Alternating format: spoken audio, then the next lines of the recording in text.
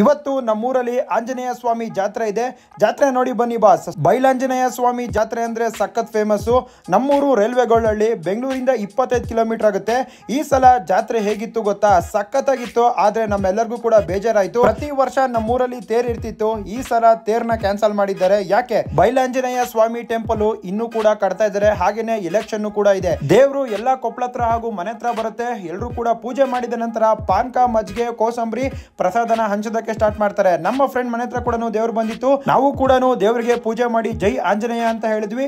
ಅದಾದ ನಂತರ ದೇವಸ್ಥಾನಕ್ಕೆ ಹೋಗಿ ಕೈ ಮುಗಿದು ಜೈ ಶ್ರೀರಾಮ್ ಅಂತ ಹೇಳಿದ್ವಿ. ಪಾನ್ಕ, ಮಜ್ಜಿಗೆ, ಕೋಸಂಬರಿ ಹಂಚೋದಕ್ಕೆ ಸ್ಟಾರ್ಟ್ ಮಾಡಿದ್ವಿ.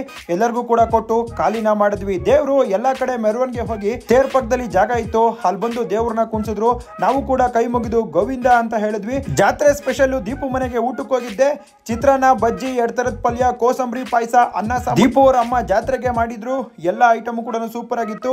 ದೀಪು ಅವರನ್ನ ಬ್ಯಾಟಿಂಗ್ ಮಾಡಿದ್ರು. ಅದಾದ್ಮೇಲೆ ನಾನು ಕೂಡ ಬ್ಯಾಟಿಂಗ್ ಮಾಡಿದೆ. ಇದು ನಮ್ಮೂರಿನ ಬೈಲಾಂಜನೇಯ ಸ್ವಾಮಿ ಜಾತ್ರೆ.